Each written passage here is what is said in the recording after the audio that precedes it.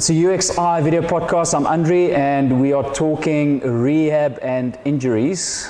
I've got Vincent Makeys, National Rehab Manager for UXi. Hello. Welcome, Vince. Thank you. Good to be here. Tell us, what do you do? What's your role? So basically in summary, I'm the National Rehab Manager for UXi Sports. So I oversee all the injuries and rehabilitation programs across all the institutes of UXi. And kind of make sure that all players, long-term injuries, short-term injuries, they're all kind of looked after, and we take the best care of them as best as we possibly can. I'm also involved, I run the whole injury prevention programs across the institutes, so in terms of your rehabilitation in the gym, as well as your medical screening. So at the start of the year, when we get the new intake come in, we do quite a vigorous screening protocol. So the players come in, they fill in the medical questionnaire, and then we have all their details on it regarding injuries as well as non-injury health-related issues that we should be aware of, as well as medical aid details and so on. So I'm just basically in charge of that and make sure that it's run smoothly across all campuses, and that again we look after all our players, injured and non-injured specifically. Tell us a bit about the depth that the medical screening went into, and why is it important for you to have as much accurate info as possible? Yeah, so it's very important. Obviously, we have quite a number of students coming in, so it's important we have them fill it in a lot of detail, but we sit with them one-on-one as well, just to ensure that they completed it accurately. It's very important for us to know, what is the injury history of the player. Have they suffered, for example, from a knee injury a couple of years ago, maybe they had surgery recently, and obviously we aren't aware of those injuries and it can lead to problems.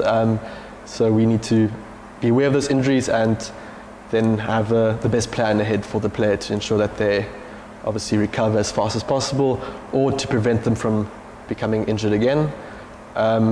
Regarding the other health issues, for example, as I say, players have asthma or maybe underlying heart condition or something, we obviously need to be aware of that, and then if needed, we need to refer them to medical doctors just to get clearance so they can be part of our program.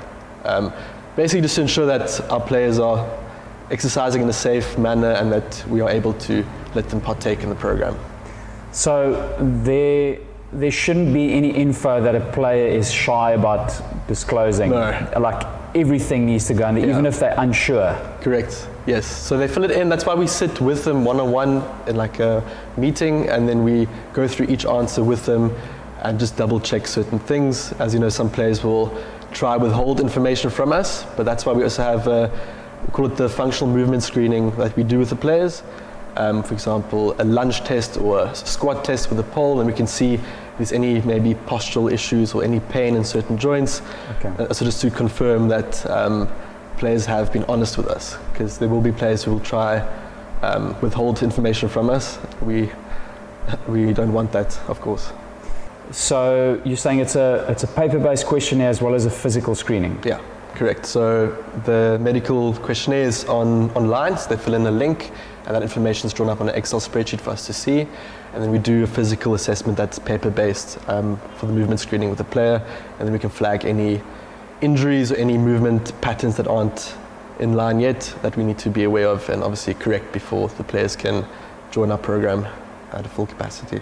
Okay, so it does give you a fitness standard and physical conditioning standard that the player arrives in? Yes, somewhat. Then we also have our gym testing that we do with the players. That's more focused on the physical standard of the player. Okay. But on the field we do a bunch of fitness tests as well to look at the fitness of the players. So then we'll have a standard of where the player is and where they could possibly improve before they run 100% into our program. And what do those tests tell you about the standard of the group?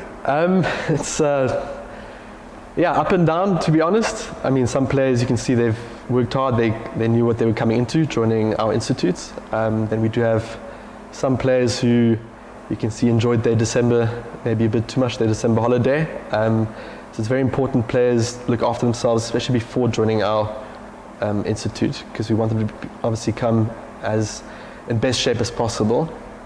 Just to keep up with the program, but there are a couple of players that aren't up to standard yet with their fitness, and unfortunately will fall behind in the first couple of weeks. but our job is to get them back to speed with others as soon as possible. You're sounding very kind. So what you're saying is that the group's not at the standard that you'd like them to be? No, correct. Not at the standard we would like them to be, not yet, but we're sure we can get them there as soon as possible. But yeah, a lot of work to do for many of them. Well, fortunately, that's why they're here. I know that's what we want to try and do. Yes, correct. So what happens now if a player is not at the level they need to be? Obviously, as a group, we want to try and get them there. Yeah. What happens now as the load starts increasing? So we try, for example, in the gym, we'll put them on the bikes as much as possible, just to work on their fitness. As you know, cycling is a nice low impact form of cardiovascular exercise. So we're working on their fitness without loading the joints too much. And then on the field, they'll still join the fitness sessions, but we'll have to pull them from certain drills if needed. For example, let's say someone's struggling with a bit of aching in the knees because their bodies just aren't used to the load of all the running. We'll pull them, they'll be doing a little circuit, whether it's punching in the boxing bags, whether it's doing sit-ups, push-ups, we'll even put them on the rows, things like that, just to ensure they don't fall behind even more. But like I said, they'll basically be doubling up on the cardiovascular sessions just to improve their fitness. All right, so it's important for parents to know that boys will be treated at the level that they are physically at. Correct. Yeah, we can't lower our standard just for the few that can't keep up. It's very important we keep them at a certain standard. Just to ensure that we can perform as best we can as rugby institutes. So obviously that's for players that aren't arriving at the level they need to be to fit into the program. Now obviously you get guys who do arrive, but they get injured during the season. Yeah.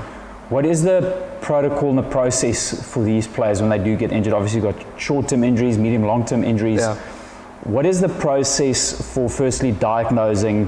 What are the lines of reporting? Who do the players see? And then how do you treat a player like that during the year? So each institute, we either have a biokineticist or a physiotherapist on duty that will be kind of the go-to person for each player. So if there's any niggles, any injuries, they'll go to that person directly in line. That person will then obviously have a discussion with them, maybe do an assessment and refer if needed. In most cases, as you said, it'll just be a little niggle here and there. Then we'll just adjust their program, maybe add some rehab exercises. If we have to pull them from certain field drills, for example, contact drills, we'll do so. But then we'll work more behind the scenes on making sure they get as fit as quickly as possible and back to playing as soon as possible. Regarding the long-term injuries, it's a different case. If needed, we'll refer to a specialist. We all have our kind of go-to doctors at each institute, so there's the communication with specialists is very good, and our referral system is very good across the institutes. So if needed, we'll refer them to specialists who will then have to make the call whether surgery is needed, if it's a serious injury, of course. And let's say a person or player does need to get an operation, then it's very important that they stay at our institutes and to ensure that their rehabilitation program is done as effectively as possible. They will be in good hands. I mean, our facilities are awesome here. It's a big problem we have every year where players decide just to go home after an injury, but they're not doing themselves any favors staying at home. There's also no one really monitoring their recovery and rehabilitation process when they stay at home. And often that also leads to other issues, for example, depression, and the player just feels all alone. So we strongly encourage the players to stay with us when they have an injury. We'll look after them, get them back as soon as possible, and also just ensure that they're still part of the program. You know, if you might be injured, doesn't mean you can't gym. Let's say you have a lower body injury, we can really focus on upper body strength, make sure your upper body is up to standard, so that by the time you get back from your injury, you're good to go and you haven't fallen behind, across all areas of the body. Yep. As well as just keeping the player engaged with the program, keeping them optimistic and hopeful and happy. And for example, if a player can't join the rugby program in terms of playing because of an injury, we can still get them involved maybe with coaching or video analysis and things like that. That's... I think it's a very important point that we can hover on a little bit longer. We often treat injury as a physical condition. Your knee's injured, you're out for 6 months. We need to get the knee better, but often it's the mental residue and the mental effects that actually set you back the most. You mentioned players can get involved with other areas of the program. Maybe go a little bit deeper on that. Tell us what are some of the tools players can use to cope with that, and steps they can take. Yeah, so I mean, they can get involved with coaching, so on-field coaching is also very good for their CV. We offer coaching science course as well with HFPA, the education department, as well as video analysis. So let's say a player wants to go into coding or analysis of games and matches, for example. That's a big thing they can get into. We have a lot of experts in those fields here, and there's always extra hands needed with that. Yep. And also opens a lot of doors. You know, rugby is not a sport you can play forever. It's good to have something to fall back on, and also just become more of an expert in different fields besides rugby. Yep. Then you touch on the mental part of it. It's a big, important factor. I mean, your mind plays a big role in your recovery process. So if your mind's not there, your recovery process will take a lot longer. So it's very important we keep our players positive, keep them motivated and hopeful as best as we can. You know, rugby, unfortunately, injuries are just part of it. You know, people will have setbacks, but it's important that the players learn that, you know, it's important to go through these kind of setbacks to become a better person as well as better rugby players. Yeah. I think a great tool, especially in this case, is I think the first thing they need to do is be disappointed first. You know, need to deal with that emotional setback of being injured, but don't harbor on it. Don't sit on it for 2-3 weeks. You know, give yourself 24 hours, 48 hours, maybe a week at most. Yeah. And then you've got to make the mental switch and say, this is what it is. What can I do next? Exactly. Feeling sorry for yourself is not going to do any favors at all. So it's a very important point. You might go through some rough patches and be down under, but it's fine. Yeah. And talk about it. Exactly. It's crucial. I mean, guys can go to you, you know, guys go and tell Vincent, say, I'm not feeling great. Yeah. I'm down. I really want to play. What can I do? What do you recommend? And then as well as we have life skills coaches across all institutes. They can also go speak to them if they don't want to speak to me or whoever's in charge of injuries. But we hope that they feel comfortable enough to come speak to us. I mean, that's our job. That's why we're there. And going back to the injury itself, you mentioned that there are certain doctors, specialists, players will get referred to and go and see. Yes. Obviously, there are costs associated to this. Yes. Why is it so important to be on a medical aid if something like this happens? Yeah, no, it's very important, you know, for a lot of reasons. One of the main reasons is just the speed of the whole process. As you know, if you don't have medical aid, you have to go through government hospitals, state facilities, and in South Africa, unfortunately, these things take a lot of time. I mean, we've had players with knee issues that desperately need scans, but they're on the waiting list for months and months and months. And, you know, the longer it takes for these processes to take place, the longer it'll take for them to potentially get surgery and get back to playing rugby. So we strongly encourage our players to get medical aid, just in terms of the speed at which you can get assistance. Also, the quality of assistance in private hospitals tend to be greater depending on the provinces you are living at. But no, it's very important, as well as not only for here, but also, let's say, a player that joins the under-20 setup at, for example, Western Province. They make it compulsory for players to have medical aid. So players that don't have medical aid, so you won't be able to train at the under-20 level at the unions. You know, so it's very important for parents to know you need to try at least to have some form of cover for your son or daughter, not only for their safety, but also just in terms of opportunities. Let's say they do get into the unions, you don't want to pull a player just because they don't have medical aid. That's not fair on them. No. And there are obviously different levels of medical aid. You can go onto a hospital plan. A great tool or a great policy is having something like a gap cover that covers all the costs over and above the 100% cost of specialists. There's savings plans, and you can set up a really good combination of plans to cover you for most of the costs. Yeah, exactly. And I know, having dealt with parents in the past, I often say, yes, but you know, it's really expensive to sign onto these plans. Yeah.